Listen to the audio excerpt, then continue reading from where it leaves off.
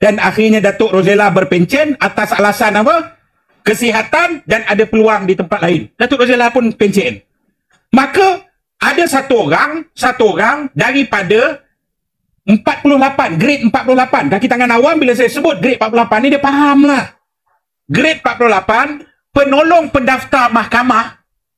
Mana besar sikit daripada kerani mahkamah lah kan. Penolong pendaftar mahkamah telah dinaikkan menjadi DPP.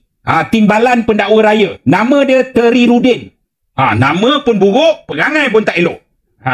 Nama dia Teri Rudin. Daripada penolong pendaftar mahkamah, grade 48 naik jadi DPP. Penolong Timbalan Pendakwa Raya. Bukan Pendakwa Raya, DPP.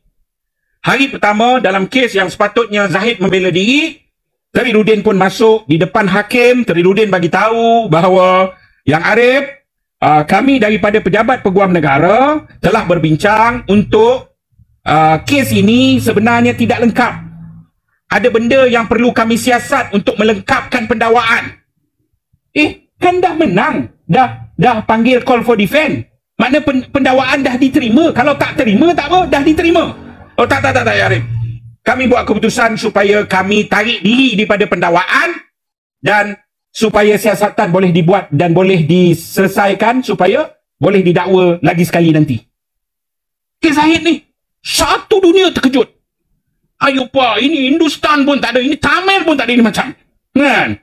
Maka Teri Rudin telah berjaya memalukan diri dia sendiri.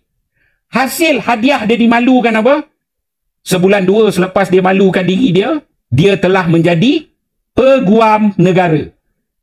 Teri Rudin 48, penolong pendaftar mahkamah, DPP, buat kerja bodoh, jadi Peguam Negara. Jadi Peguam Negara.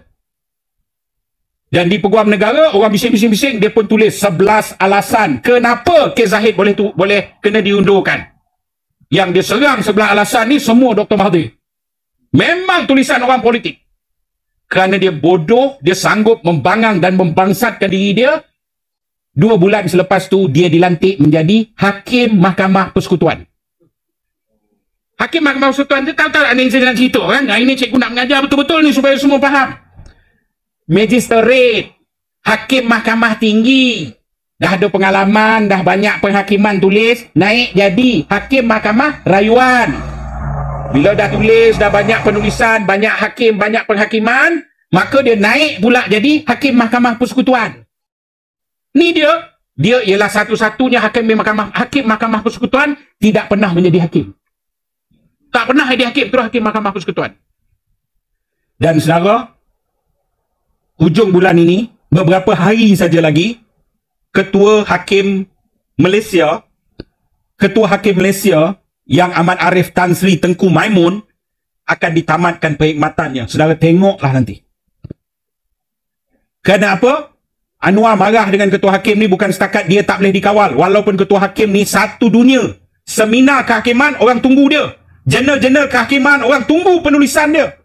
Tapi kerana dia antara orang yang pernah menulis penghakiman mengatakan Anwar memang terlibat meliwat. Ya. Akhirnya dia akan diberhentikan. Kerana dia diberhentikan, saudara, bukan itu saja.